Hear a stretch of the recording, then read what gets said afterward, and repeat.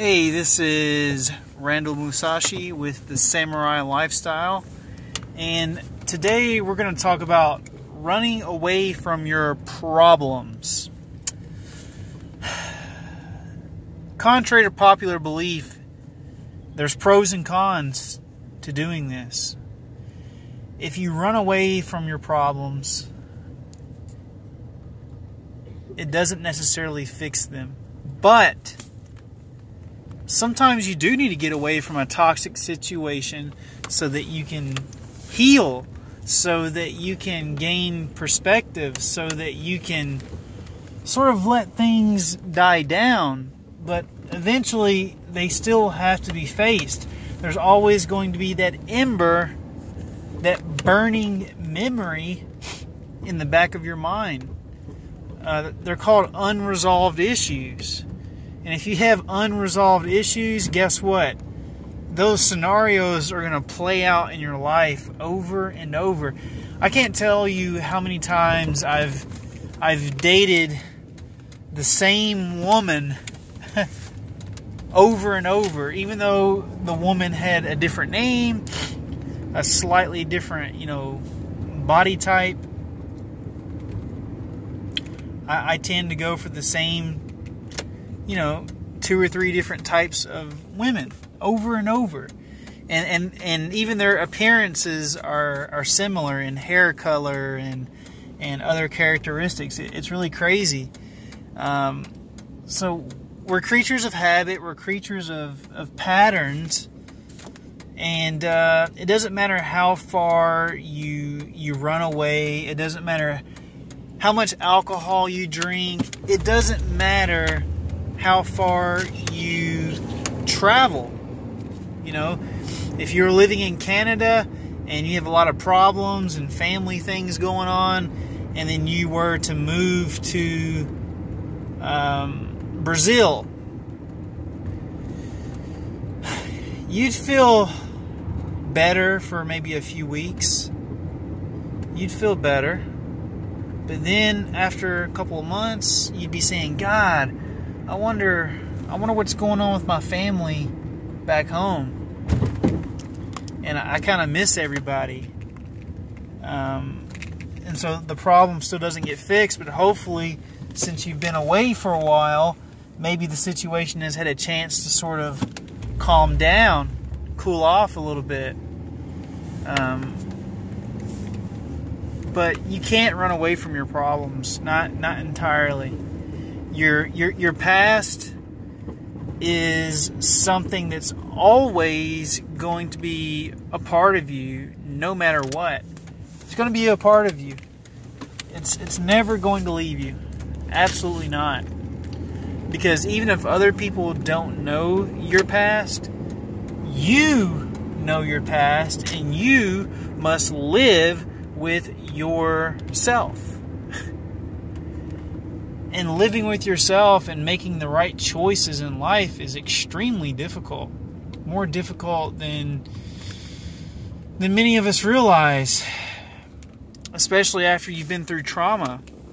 And you're so afraid of making the same mistakes and same choices that fear causes you to make those same mistakes and those same choices.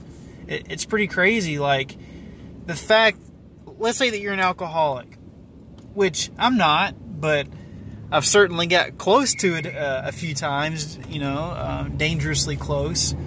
But let's say that you're an alcoholic. You're, it's been weeks and you're drinking almost every day. And then you realize and you say, wow, I need to stop. And you do. Congratulations. But then let's say a couple of weeks go by and then you're right back in that pattern. Do you know why? Because for the last few weeks, you've been saying to yourself, I must not drink. I must not drink. I must not drink. And that gives you more anxiety, and that anxiety makes you want to drink even more. Or let's say that you go through a divorce, and a couple years go by, and you meet a new person, and you meet that person, and you really start to like them, and the relationship starts getting serious, and you get scared, and you say, oh God, I don't want to break up. I don't want to get a divorce. I'm scared of breaking up. I'm scared of getting a divorce. Then you start feeling negative about the situation, and then your relationship starts to suffer, and then a breakup happens and a divorce happens. You create your own reality to a very large degree. I would say that 40%, or let's go even higher, 50%. 50% of your life is in your hands, and the other 50% is how people react to you and the decisions that they make that are independent upon you. You can be the best guy in the world, and people can still do bad things to you. You can be the hardest working guy and still get fired from your job. You can treat your girlfriend like a princess, and she could still cheat on you. You could treat your boyfriend like a king, and he could still get bored of you and have sex with somebody else. So, but still, 50%, that's a huge number. 50%. A lot of people, they like to use the 90-10 method. 90% of things that happen in life are beyond your control, and the other 10% you can help. I don't buy that. Look at Manny Pacquiao, the boxer. He was dirt poor, just eating a bowl of cereal every day.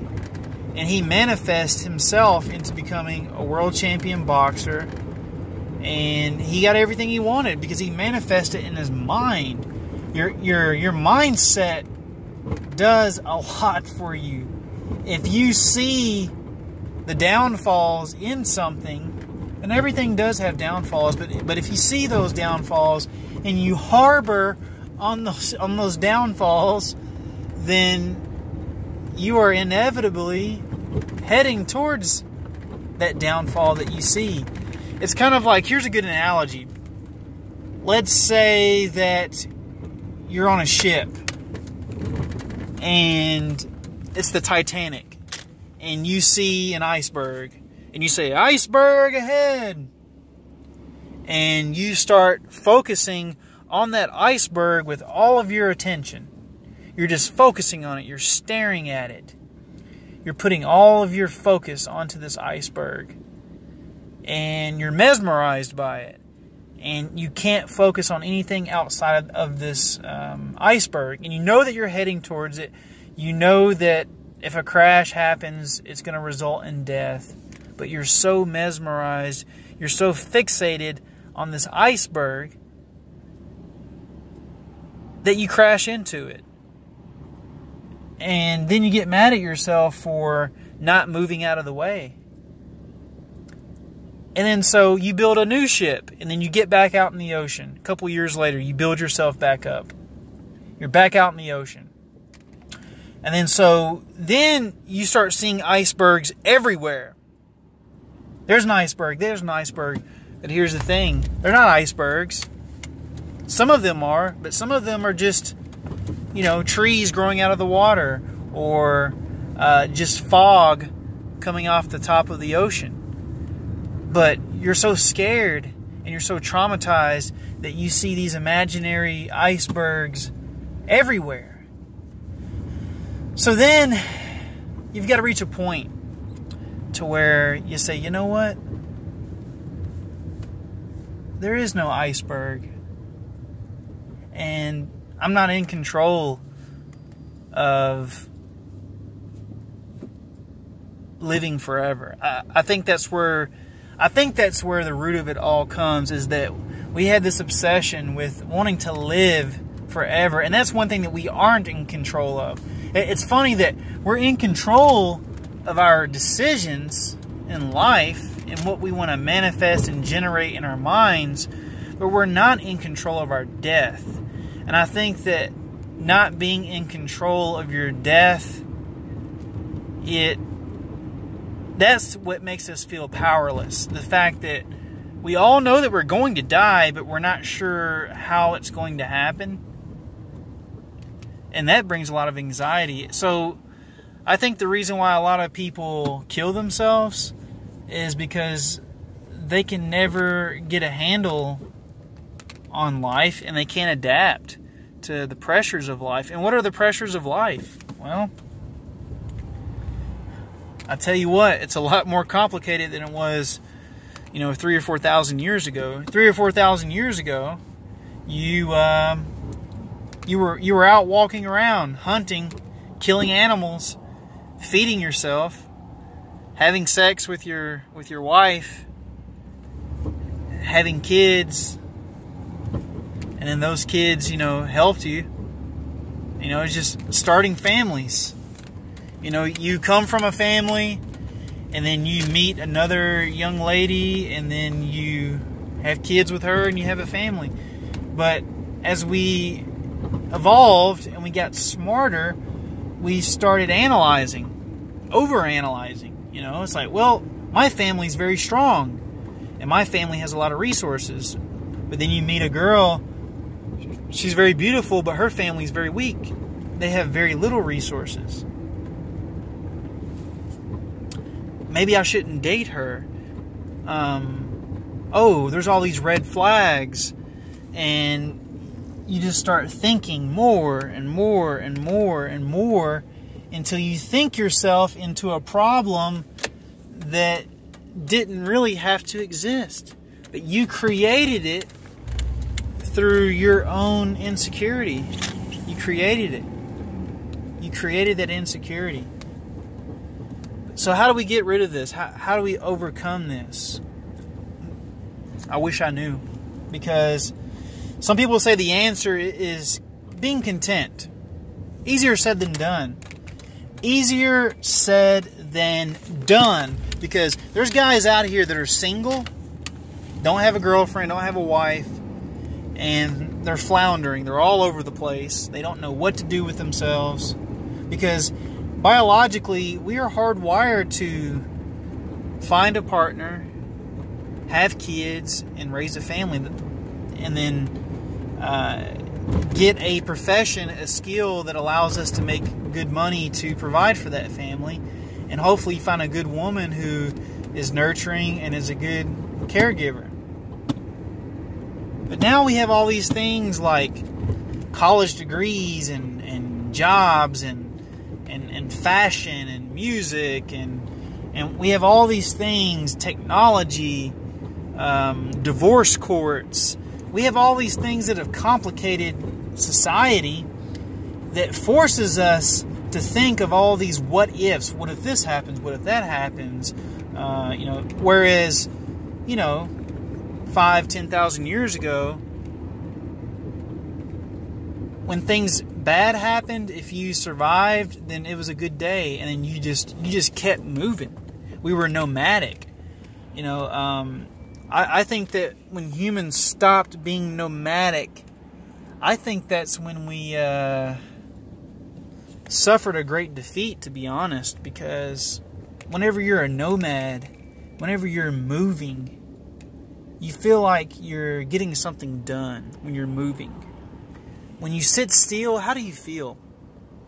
When you sit still, you feel like there's so many things that are being undone. You feel like the world is passing you by. You feel like a piece of furniture. But once you start moving, there's an old Chinese saying, moving water never grows stale. So once you start moving, then you feel alive. But once you sit still, you start to feel like you're dying. And so a lot of guys get married and they feel like they're dying. They feel like life has stopped for them. But then on the other hand, when you're single, and then you start getting older, you're getting some health problems, and you start thinking about family. At that point, then you start feeling this crushing sense of loneliness.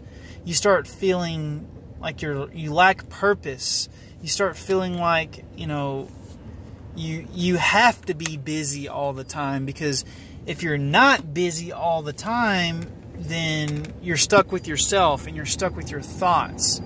But if you're married with a family, you feel trapped within that world. You feel like you're attached and you have too many obligations and you have too much restriction. Whereas on the other hand, you feel ungrounded. So this is just a vlog video just to let you know that you're not alone. A lot of people feel this way, and follow my journey.